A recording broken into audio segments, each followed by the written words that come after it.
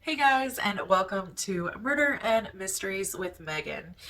If you're new here, welcome. And if you're not new here, welcome back. Thank you for joining me today. And I'm grateful for each and every one of you that are here today. Now, before we get started on today's video, I do want to make a couple of disclaimers. This case that we're going to be talking about today, there is a lot of heartbreaking and tough information to get through during this case. So if you're sensitive to certain cases, please proceed with caution. In fact, if you are a younger member of the audience, please make sure to check with an adult before proceeding in this video. I also want to mention that this particular case is still going to court and trial is set. However, there has not been a verdict yet given in this case. This case, just like every other one that I present, is for education purposes and to bring awareness to the victims and the crimes that were committed against them. Today's case is a hard one. It's quite horrific and heartbreaking, and these two beautiful young women were taken out of this world far too soon.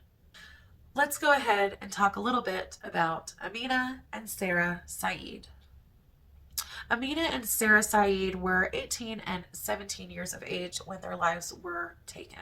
Amina was said to have been more of the outgoing of the two, and that she was a little bit more girly than Sarah was.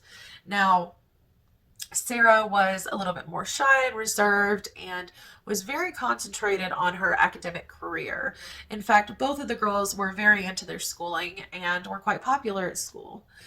They both reportedly wanted to be doctors when they graduated high school. The two of them were reportedly very kind and had pure and loving spirits, and anyone who knew them said that their smiles would just brighten up a room when they would walk in. Everyone that saw them at school thought that they were happy and that everything was great and that they had a bright future, and unfortunately there were more sinister things at play behind closed doors. Now, there weren't very many people that the girls were close to that really knew what was going on behind closed doors at the Said home. But to get an idea of what's really going on in the girls' home life, I want to talk a little bit about their family first. Sarah and Amina were the daughters of Yaser Said and Patricia Owens Said. Now, they also had an older brother named Islam, and we'll kind of cover the dynamics of their family here in just a little while. But before we get into all of that, I want to tell you some background on Patricia and on Yaser. Patricia was brought up and raised in Texas, and she did not have a lot growing up. In her mid-teens, she'd go with their brothers and sisters, and they'd go down to the local gas station and hang out and get drinks and candy and stuff like that. In fact, in 1986, they went down to the Circle K that was right near their house. And when they did go down there, this is where they first met Yasin and Yaser Said.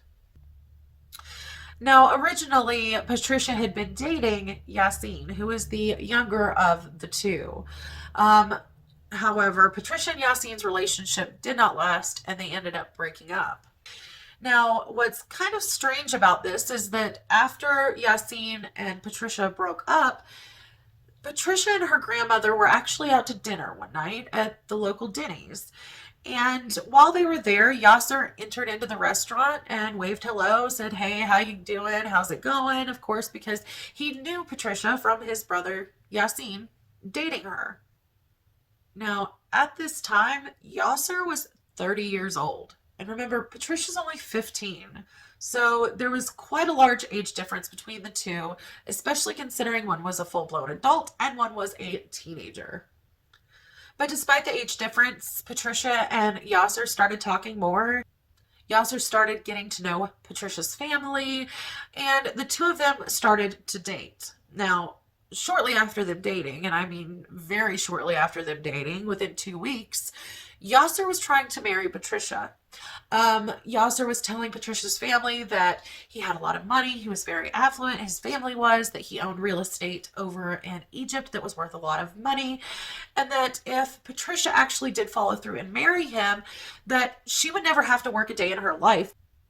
Now, of course, the way that Patricia's family was not having a lot of money, they thought, hey, this is a great idea for her to be able to never have to work again. That sounded very, very appealing, especially to Patricia herself.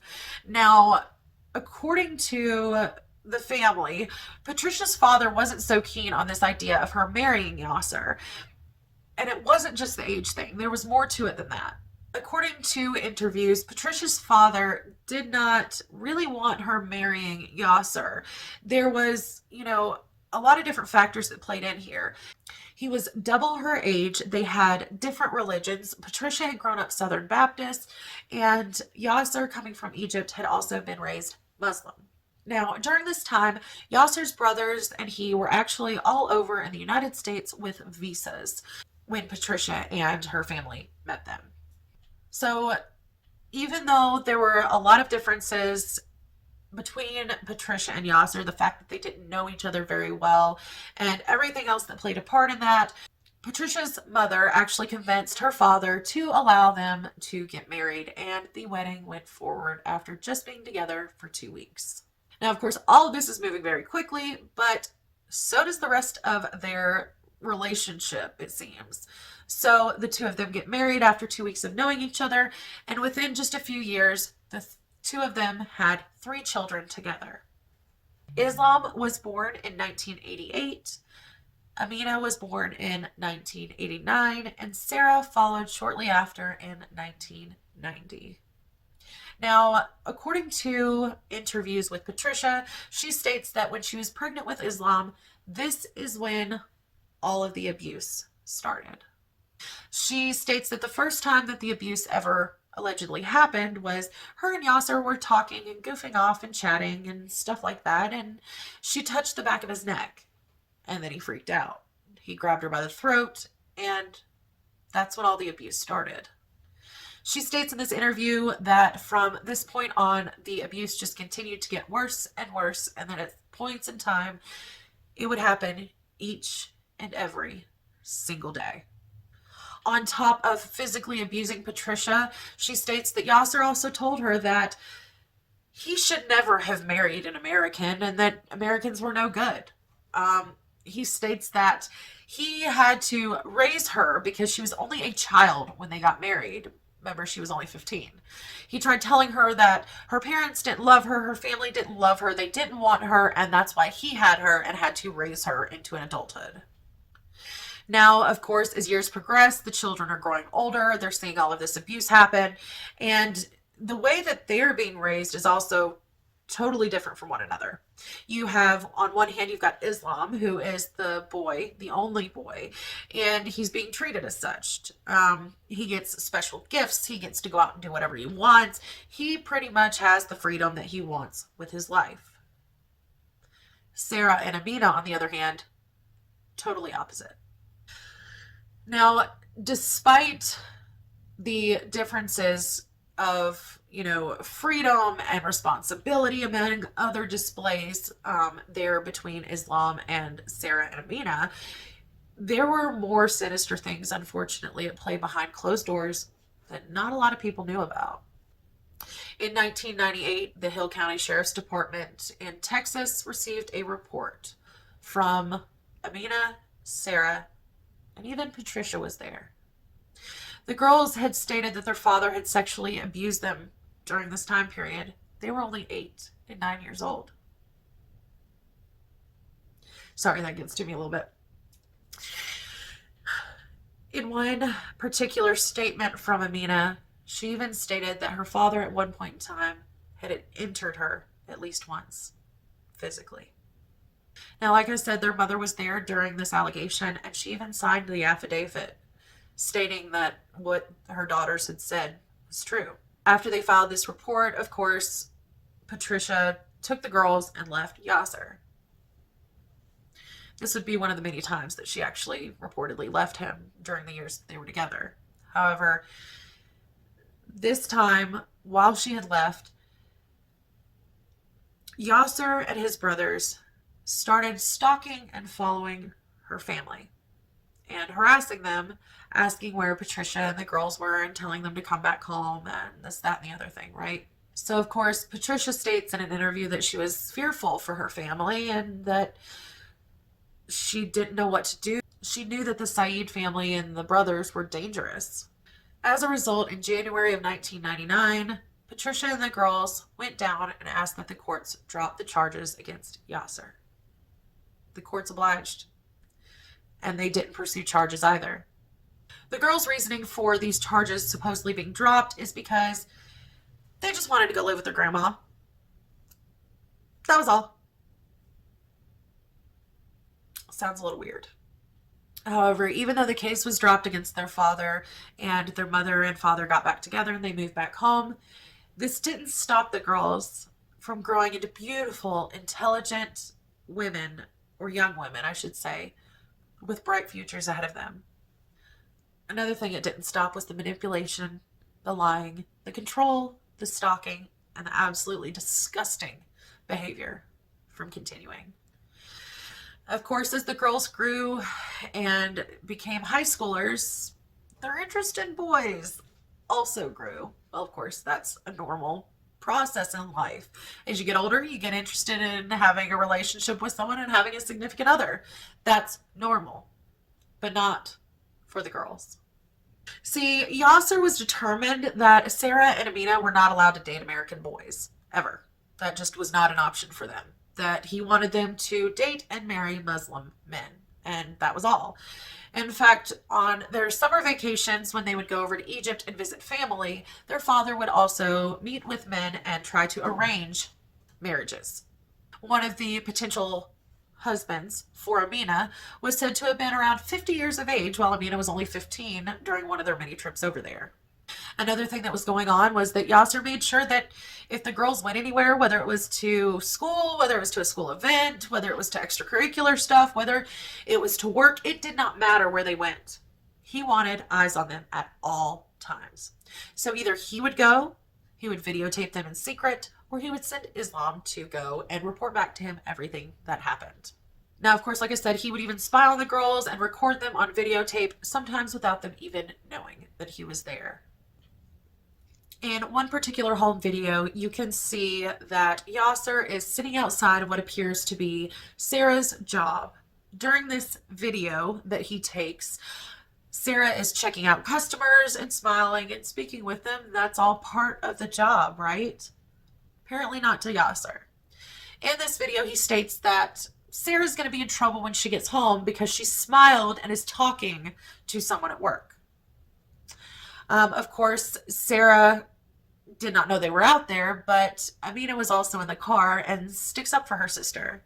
She tells her father in this video that that's just part of her job, that's not something that is weird and that she should get in trouble for. Of course, things go on, and you can hear Yaser and Islam in the background of this video talking about how she's going to be in trouble when she gets home and yada, yada, yada.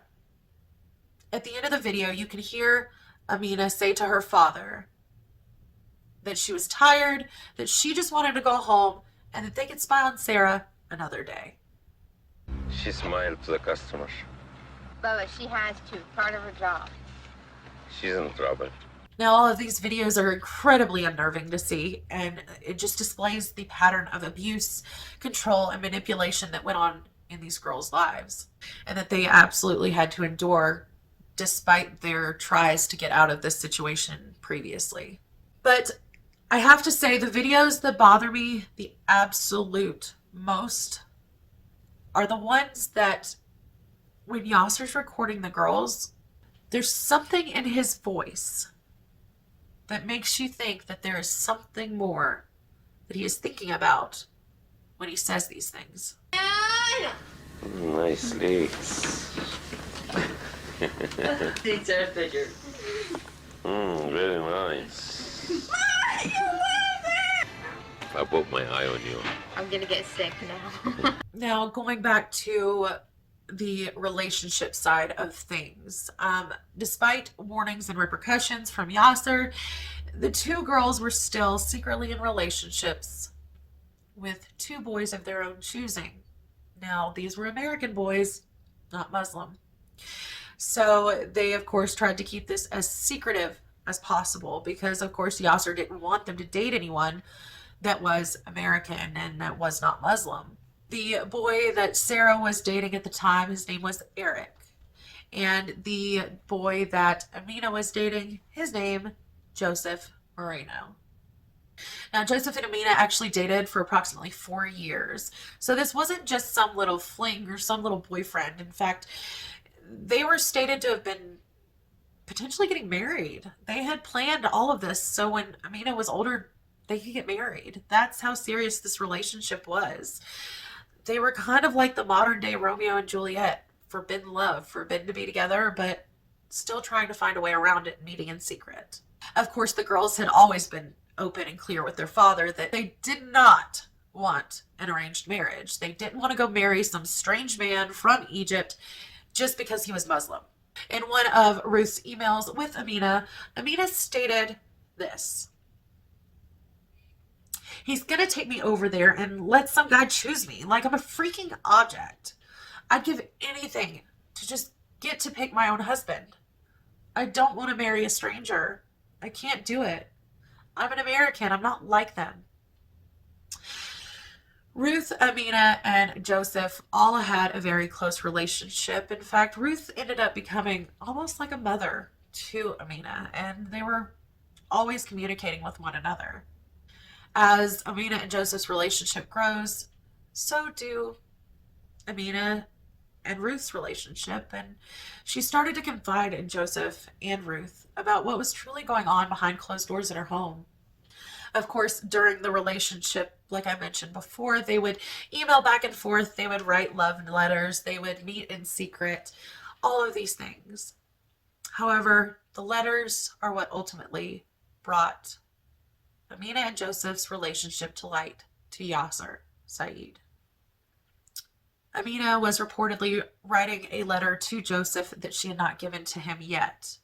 Her father came in, found the letter, and went off. Amina, of course, denied that Joseph was real, said that it was just a make-believe boyfriend, and that it was just all in fun. He didn't believe her. In fact, reportedly at this time, her father, Yaser Abdel Said, drew a gun, said that he would shoot her for bringing dishonor to the family. Now, in addition to these reports, there are also other interviews with students and friends of Amina and Sarah that corroborate this. Some of them state that Amina had come to school with welts all over her body and busted lips. Another one stated that Amina's father had kicked her in the face after finding out about her having a boyfriend. Her lips were pretty much attached to her braces, but they wouldn't take her to the doctor because her family feared that her father would be taken to jail. Another thing that they added to the interview was, "I remember her telling me that her dad told her he would take her back to Egypt and have her killed. He said it's okay to do that there if you dishonor your family." Now, the girls having boyfriends is all what led up to, allegedly, Yaser deciding to take the girls and move, so that this way it would break up Amina and her boyfriend and that they wouldn't be together anymore.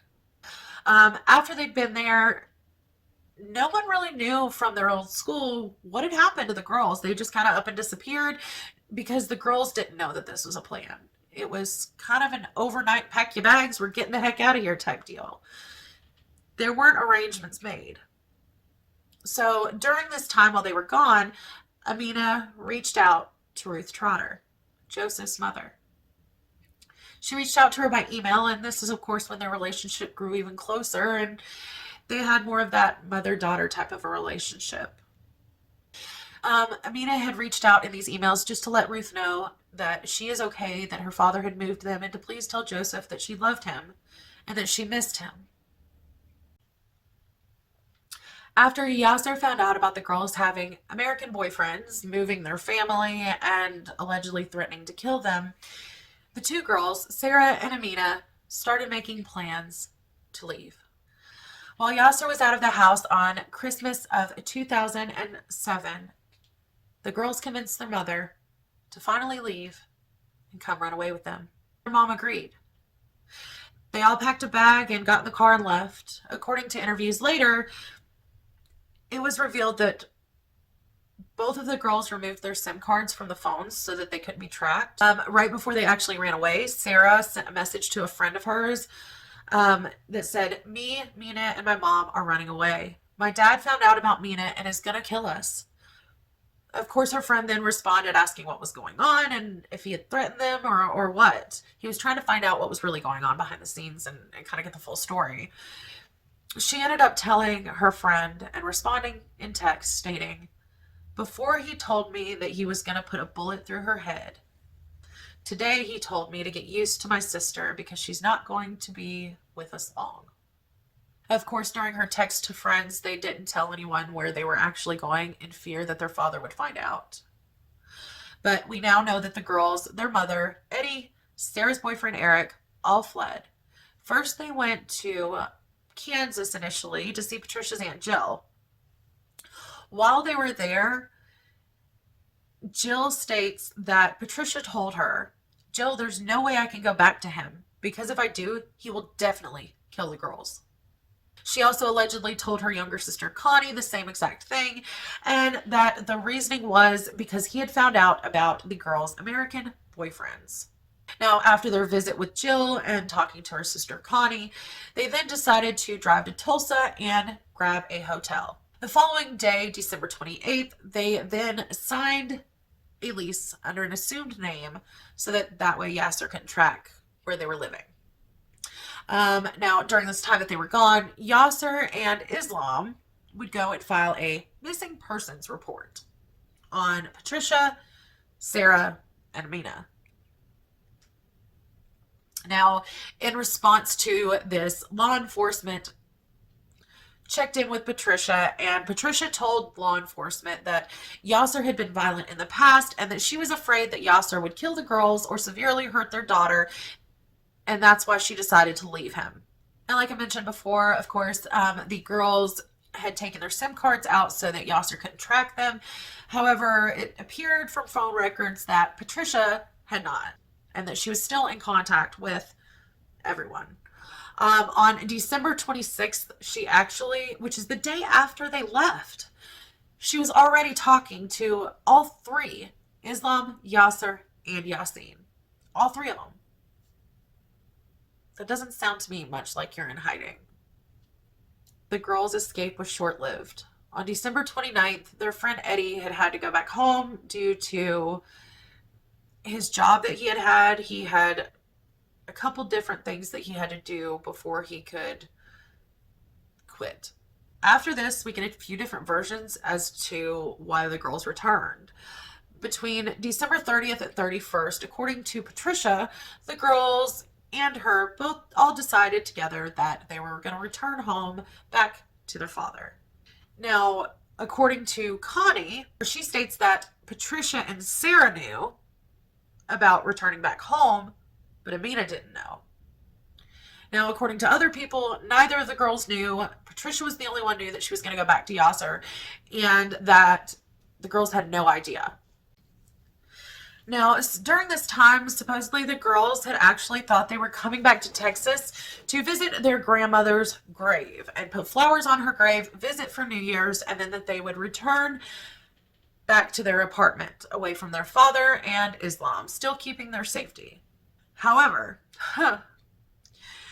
when they returned, Patricia then told the girls, "We're actually going back home to your dad." Well, Amina said, "Absolutely not. I'm not going back, and you're not going to make me go." So Amina ends up going and staying with a friend of hers, Eddie. While Amina is staying with Eddie, Sarah goes home with Patricia back to Yaser and Islam. Of course, obviously this really upset Amina because she was worried about the safety of her sister and her mom, and she couldn't believe that her mom had lied to her and had gone back to her dad after everything that he had allegedly done to her. She knew this was not going to end well. However, despite Amina being worried about this, she still refused to go home. She thought it would be better if she stayed somewhere else. So, according to Patricia, Amina supposedly came back to the house eventually on New Year's Day because school was going to be starting in the next few days and that she needed to get school supplies for when school did go back in session. However, according to records, Amina's phone records show that Patricia was blowing up Amina's phone, constantly saying, "Come home, come home. You need to come home to your dad and to your sister and to me. We need to be a family. And I know you're not happy with him right now, but he's sorry and he just wants you home," and all of this. Now, we may not know what ultimately led Amina back to home that day, whether she ended up returning to the house for her concern over the safety of her mother and her sister, whether it was trying to get through to her mother to let her know that she would no longer live with her father, regardless of her efforts of persuasion, whether it was for her friend's safety that she was staying with, or something else entirely. Despite her fear, Amina returned home on January 1st of 2008. Now, the events that unfolded that day would be one of the most tragic, heartbreaking, and enraging acts of violence. After Amina returned back home to the Said's home that day on January 1st of 2008, the abuse and horror only continued. And this time would be Yaser's final act of violence towards these two beautiful, amazing, intelligent young women. Yaser allegedly told Patricia that evening that he had wanted to take Amina and Sarah out to dinner, just between the three of them, because he wanted to work things out and that he was glad that they were home. Unfortunately, they never made it to dinner that night. On January 1st, 2008, 911 operators received 2 phone calls, the first being the most chilling. This call would take place and would come from an injured Sarah from the back seat of her father's taxi cab that was parked in front of the Omni Mandalay Hotel. Now, this clip is quite hard to listen to, the 911 call that came from Sarah. So if you don't want to listen, maybe fast forward about 10 seconds. What's going on, ma'am? I'm dying, that's what's up. During this call, Sarah identifies her shooter as her father, Yaser Abdel Said. Unfortunately, according to law enforcement, because they were unable to receive a location on where the girls were, they couldn't find them, but immediately had started searching for them.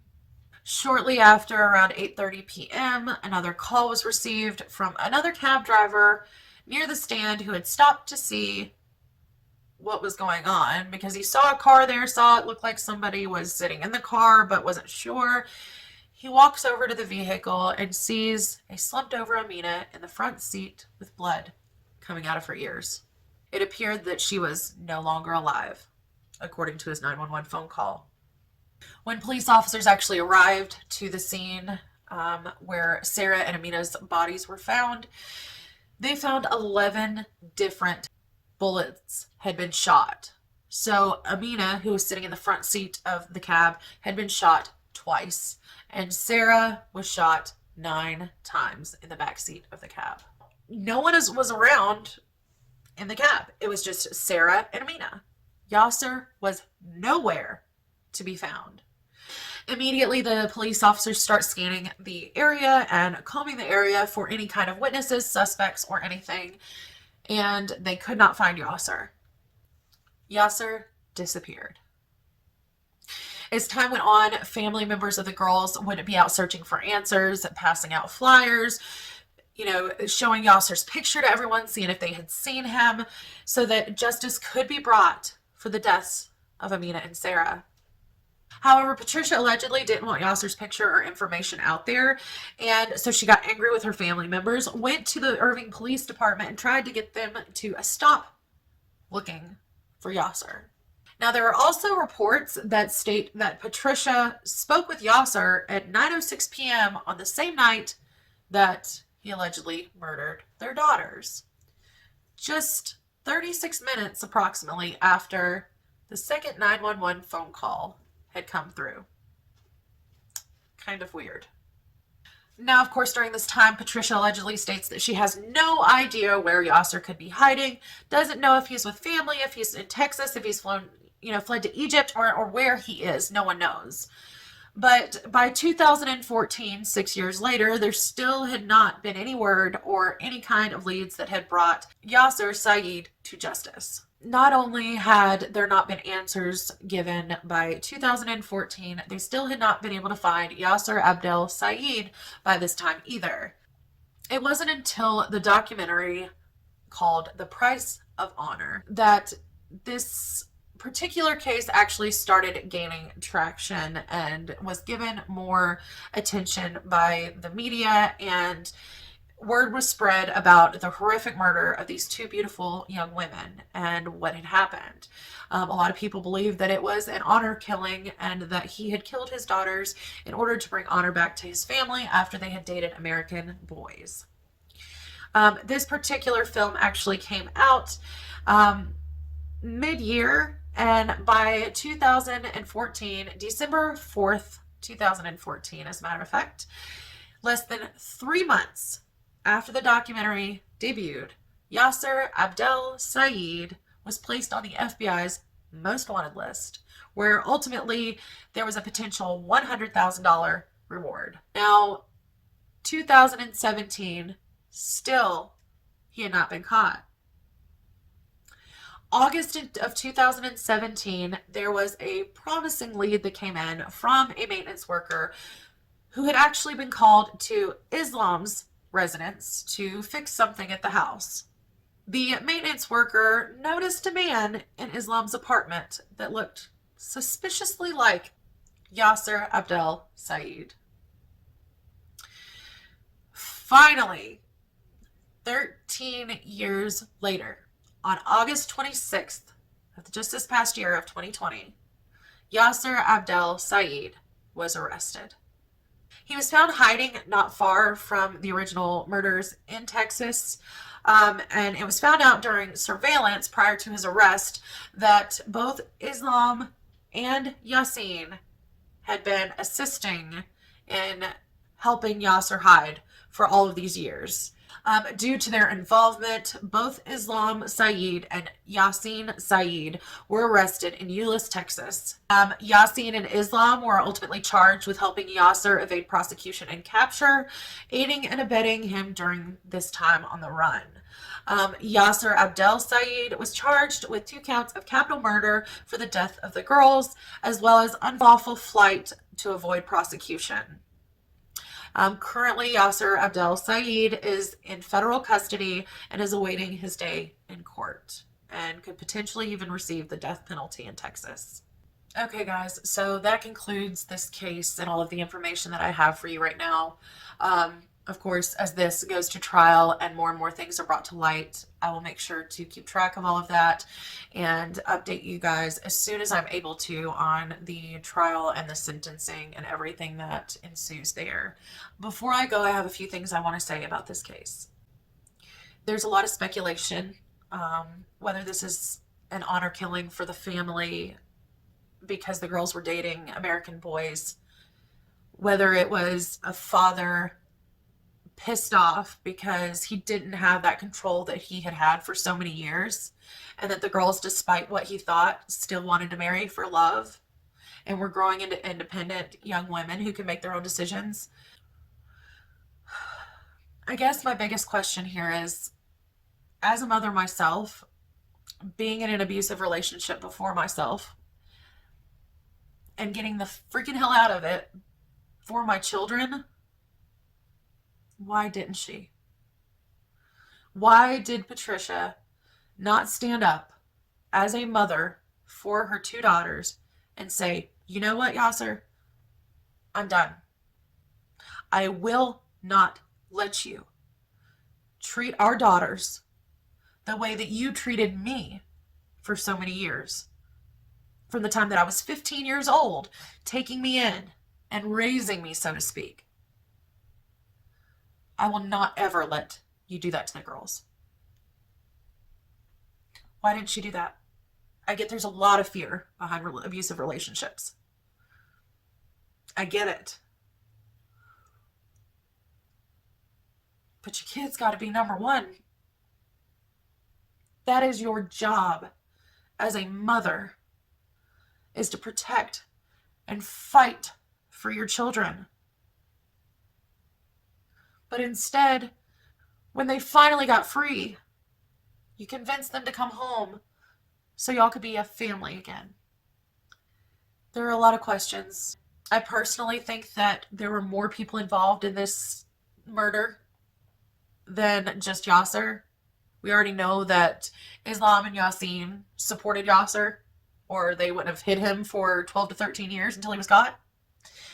I think their mom knew more than what she lets on. I think that there should be a lot more people that are questioned and potentially charged in this case. But I guess we will see with what happens. What are you guys' thoughts on this? Do you think that this was an honor killing? Do you think that there was someone else involved? Hopefully some of these questions that we all have are answered in the trial phase of this case. And hopefully we'll all be able to find out a little bit more. I think there's a lot of ways that we can potentially remember them and honor them and help share their story so that maybe others who are in a similar situation maybe can find some resources and some answers and some help through all of this. Anyways, that was a heavy case. Like I said, incredibly tragic. Such an incredibly tragic case. But let me know what you guys think about this particular case, what you think about the information that has been shared, and what your thoughts are about what truly happened that night. If you believe that Yaser is guilty, that he's the one that killed his daughters, if you think that Patricia's involved and potentially Yaser's brothers, other than just Yasin and his son Islam, and what do you think ultimately led to this? Was this an honor killing? Was this something just out of rage? Let me know your thoughts in the comments below. And make sure to hit that subscribe button and post notification bell so you don't miss any other future updates on this case or on others. And until next time, my mystery lovers, bye.